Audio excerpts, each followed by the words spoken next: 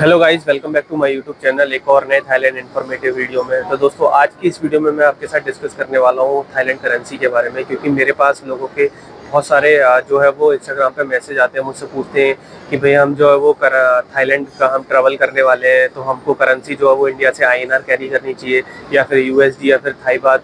और अगर हम थाई बात कैरी कर रहे हैं तो हम इंडिया में कैसे उसको कन्वर्ट करवाएं, उसका और कितना रेट हमको मिलेगा। और उसके बाद फिर नेक्स्ट क्वेश्चन ये है कि भाई अगर हम यूएसडी लेके आते हैं तो थाईलैंड में हम यूएसडी कैसे कन्वर्ट करवा सकते हैं। ये सारी जो है बेसिक बेसिक क्वेश्चंस हैं जो लोगों के रहते हैं। तो सोचा कि मैंने इसके ऊपर एक वीडियो बनाया जाए और आपके साथ पूरा डिटेल में एक्सप्लेन किया जाए कि आप कैसे इंडिया में करेंसी एक्सचेंज करवा सकते हैं, प्लस थाईलैंड में कैसे आप करेंसी एक्सचेंज करवा सकते हैं और कितना अमाउंट जो है वो इंडिया से थाईलैंड कैरी कर सकते हैं। तो इस वीडियो में मैं सारी चीज़ आपके साथ शेयर करने वाला हूँ। इस वीडियो को पूरा एंड तक देखें, जिससे कि आपका थाईलैंड की करेंसी से लेकर जो भी आपका क्वेश्चन है वो पूरा क्लियर हो जाए। तो सबसे पहले हम बात करते हैं इंडिया में, क्योंकि हम जब इंडिया से थाईलैंड ट्रैवल करते हैं तो हमारे मन में सबसे पहला डाउट आता है कि यार करेंसी को लेके, कि हम करेंसी जो है वो कैसे एक्सचेंज करवाएं, कहाँ से करवाएं, कहाँ से हमको अच्छा रेट मिलेगा, क्या उसकी जो करेंसी है वो जेन्युइन होगी कि नहीं होगी। तो बहुत सारी चीज़ें जो है वो मन में डाउट होता है। तो दोस्तों, यहाँ पे मैं आपको सबसे पहले बताऊं कि जब आप इंडिया में करेंसी एक्सचेंज के लिए सोचते हैं तो आप कहीं पे आपको जाने की ज़रूरत नहीं है। आपको ऐसा नहीं है कि आप किसी ऑफिस में जाके पूछो भैया मुझे इतना करेंसी एक्सचेंज कर, कहीं जाने की ज़रूरत नहीं है। मैं आपको शॉर्ट एंड स्वीट तरीका बताता हूँ कि आप कैसे घर बैठे ही आप करेंसी के बारे में पूरा चेक कर सकते हैं कि कहाँ से आपको जो है वो सस्ती रेट मिल रही है। प्लस आप जो आपका फॉरेक्स एक्सचेंज ऑफिस या जो भी फॉरेक्स एक्सचेंज है, जिससे आप पूछ सही नेगोशिएट भी कर सकते हैं कि भाई मुझे वहाँ पे इतना मिल रहा है, आप इतना, तो ऐसे करके तो हो सकता है कि आपको और भी चीप करेंसी जो है वो मिल जाए। तो सबसे पहला तरीका मैं आपको बताता हूँ कि आप जब आप करेंसी एक्सचेंज करवा, आप ऐसा नहीं है कि आप दिल्ली में जाके करवाएं या फिर कोई मेजर सिटी है, मेट्रो सिटी, वहीं पे जाके करवा सकते हैं, ऐसा कुछ भी नहीं है। सबसे पहले आप अपने फ़ोन के अंदर गूगल ओपन करें।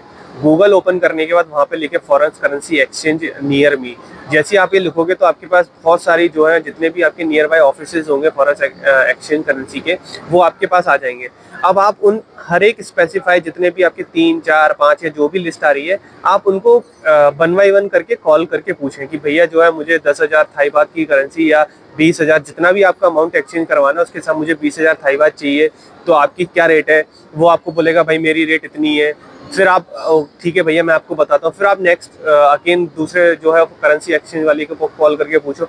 ऐसे ही आप 4-5 लोगों को कॉल करके पूछो और एक आप डायरी में नोट डाउन करो कि मुझे इस नंबर से इतनी रेट मिल रही है, तो कंपैरिजन करो मुझे सबसे ज़्यादा कम रेट कहाँ पे मिल रही है।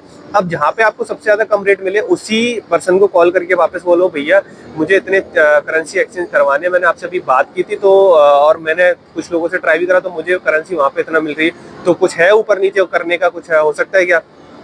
तो वो आपके साथ नेगोशिएट भी कर लेगा। ठीक है हम आपको इतना जो है 2.35, 2.65, तो जो भी अमाउंट होगा वो आपको बोल देगा, तो आप वहाँ से करेंसी एक्सचेंज करवा सकते हैं। ये एक सबसे बड़ा तरीका है। दूसरा, या फिर आप मान लीजिए आपकी सिटी में करेंसी एक्सचेंज का ऑफिस नहीं है, आप किसी रूरल एरिया से आते, तो आप नियर बाय, जैसे मान लीजिए आपके जो भी नियर बाय मेजर सिटी हो, तो आप वहाँ पे भी सर्च करके डायरेक्ट कॉल करके पूछ सकते हो। सेम प्रोसेस जो मैंने आपको बताया वही चीज़ आप प्रोसेस कर सकते हो। अब यहाँ पे एक इम्पोर्टेंट चीज़ है कि जब आप करेंसी एक्सचेंज करवाने जा रहे हो, मान लीजिए आपने की बातें हो गई, सारा सब कुछ चीज़ें हो गई, तो आप नेक्स्ट डे उनसे करेंसी एक्सचेंज करवाने जा रहे हो, तो आप ये चीज़ ध्यान रखें कि जब भी आप करेंसी एक्सचेंज करवाएं, चाहे वो थाईलैंड की हो चाहे किसी भी कंट्री की हो, तो आप उससे बिल लेना ना भूलें। क्योंकि वहाँ पे बहुत सारे ऐसे होते हैं कि बोलते हैं कि भैया यार बिल का क्या करोगे, आप अगर बिल लोगे तो आपको इतने की पड़ेगी और आप बिना बिल के लोगे तो इतने की पड़ेगी। तो आप बिल्कुल बिना बिल के नहीं जाना है जहाँ, क्योंकि इसका रीज़न है वो मैं आपको बताऊंगा।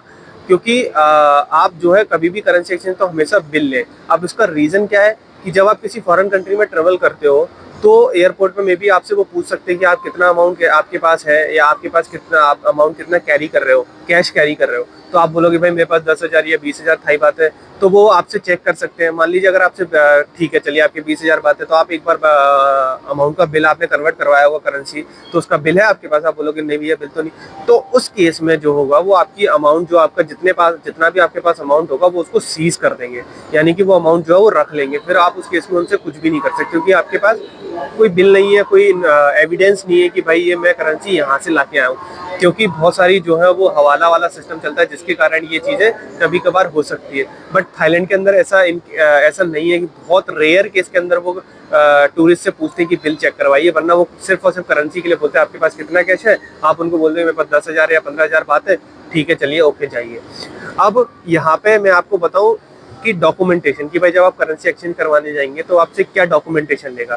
तो जब आप करेंसी एक्सचेंज ऑफिस करवाने जाओगे तो वहां से सिर्फ आपसे 3 डॉक्यूमेंट लेगा। नंबर 1 आपका पासपोर्ट, जो भी आपका पासपोर्ट होगा उस पासपोर्ट की 6 मंथ वैलिडिटी होनी चाहिए, क्योंकि वो तो आपको बेसिक इन्फॉर्मेशन है वो पता होगी आपको।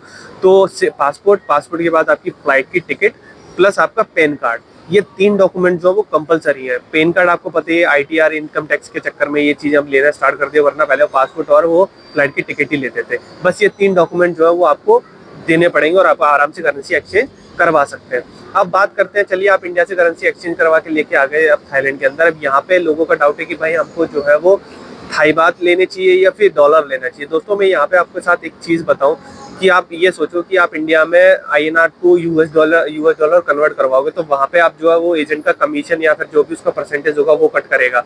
उसके बाद फिर आप थाईलैंड में आके डॉलर को जो है थाई बाट में कन्वर्ट करवाओगे तो यहाँ पे फिर वो अलग कमीशन अपना कट करेगा। इससे अच्छा है कि आप 10 से 15,000 थाई बात जो है वो इंडिया से कन्वर्ट करवा के लाएं, क्योंकि अभी वीज़ा फ्री है तो आपको कोई पैसा पे करना नहीं है जिसके लिए आपको ज़रूरत हो। तो आप आराम से इंडिया से 10,000 15,000 जितना भी आपके लाइफ स्टाइल पर डिपेंड करता है कि हमको जो है वो इतना अमाउंट सफिशिएंट है तो आप उतना अमाउंट कन्वर्ट करवा सकते हैं। US डॉलर के लिए मैं आपको सजेस्ट नहीं करूँगा, क्योंकि US डॉलर में आपको फिर डबल जो है वो चार्जेस देने पड़ेंगे। हाँ हो सकता है किसी आपके पास दोस्त के पास अगर US डॉलर पड़े तो आप वो कैरी कर सकते हैं, तो आपके लिए इजी रहेगा, तो आप कन्वर्ट करवा सकते हैं। अब बात करते हैं कि भाई इंडिया से थाईलैंड जो हम कितना कैश कैरी कर सकते हैं, मैक्सिमम लिमिट कितनी है। तो दोस्तों इंडिया से थाईलैंड जो है वो आप मैक्सिमम 50,000 थाई बात ही कैरी कर सकते हो। 50,000 थाई बात से ज़्यादा आप कैरी नहीं कर सकते। अगर आपके पास 50,000 से ज़्यादा थाई बात होगा, वैसे तो वो चेक करते नहीं है, मे भी अगर चेक कर लिया तो वो आपका जो भी 50,000 से ऊपर अमाउंट होगा उसको वो सीज कर देंगे। तो आप ध्यान रखें कि मैक्सिमम अमाउंट जो हो 50,000 थाई बात है इंडिया से थाईलैंड के लिए कैरी करने का। अब बात करते हैं, चलिए आप थाईलैंड आ गए। अब थाईलैंड में आके आप जो है करेंसी कहाँ एक्सचेंज करवा सकते हैं, कौन सी अच्छी कंपनी जो है वो आपको अच्छा रेट देगी।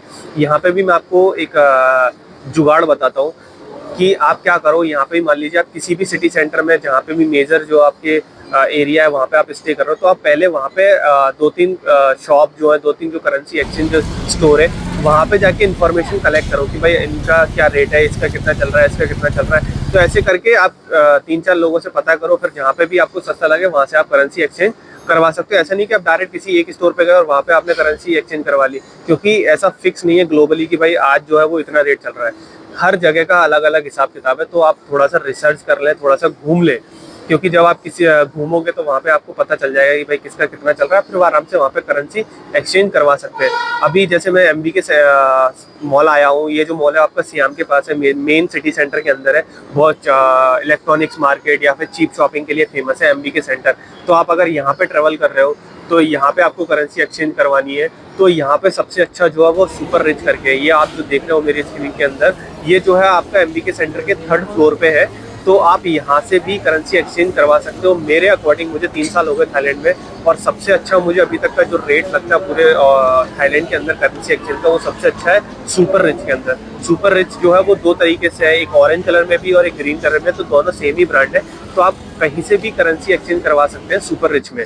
सुपर रिच जो है वो आपको बेसिकली मॉल्स के अंदर मिलेगा, वो आपको स्ट्रीट के या फिर रोड साइड नहीं मिलेगा, वो आपको सीधा मॉल के अंदर मिलेगा। जैसे श्याम हो गया, आपका MB के सेंटर हो गया, फिर सेंट्रल वर्ल्ड हो गया, या आपका सेंट्रल अल्ट्रा हो गया। तो यहाँ पे जो है वो आपको आराम से ईजिली मिल जाएगा। तो आप सुपर रिच से भी करेंसी एक्सचेंज करवा सकते हैं। और ये आप मेरी स्क्रीन पे देख रहे हैं, आज का रेट जो है वो करेंसी का कि US डॉलर का जो वो 32 पॉइंट के समथिंग है, बाय का और सेल का दोनों दे रखा है। INR का भी रेट आप देख रहे होंगे, INR जो है वो सिर्फ सेल बाय वाला जो सिस्टम है वो कर रहे हैं। ये सारी चीज़ें जो है वो करेंसी से रिलेटेड है। अगर आपका कोई डाउट है, फिर भी हो सकता है, मे बी अभी तो कोई डाउट होना नहीं चाहिए, मैंने सारी चीज़ें जो है वो डिटेल में आपको एक्सप्लेन करी है कि आप इंडिया में थाईलैंड में कैसे क्या सारी चीज़ें आपको बताई है। अगर फिर भी आपका कोई डाउट है तो आप मुझे मैसेज कर सकते हैं, कमेंट बॉक्स में कमेंट करके पूछ सकते हैं, या फिर आप मुझे इंस्टाग्राम पे मेरे मैसेज करके पूछ सकते हैं कि भाई हम कैसे क्या करें, तो मैं वहाँ पे आपका रिप्लाई कर दूंगा। अगर आपको ये वीडियो पसंद आए हो तो वीडियो को लाइक करें और उन लोगों के साथ शेयर करें जो थाईलैंड ट्रैवल करने वाले हैं और उनको कंफ्यूजन है कि हम करेंसी कहाँ एक्सचेंज करवाएं, कैसे करवाएं। तो हो सकता है ये वीडियो उनके लिए काफ़ी यूज़फुल हो। और चैनल को सब्सक्राइब करना ना भूलें, क्योंकि आप मेरी स्क्रीन पे देख रहे हो 97 या 98% लोग जो है वो नॉन सब्सक्राइबर जो वीडियो को रेगुलरली देख रहे हैं। तो आप चैनल को सपोर्ट करें, क्योंकि आपका सपोर्ट जो है वो काफ़ी इंपॉर्टेंट है। चलिए, चैनल को सब्सक्राइब करना ना भूलें। चलिए मिलते हैं नेक्स्ट वीडियो के अंदर।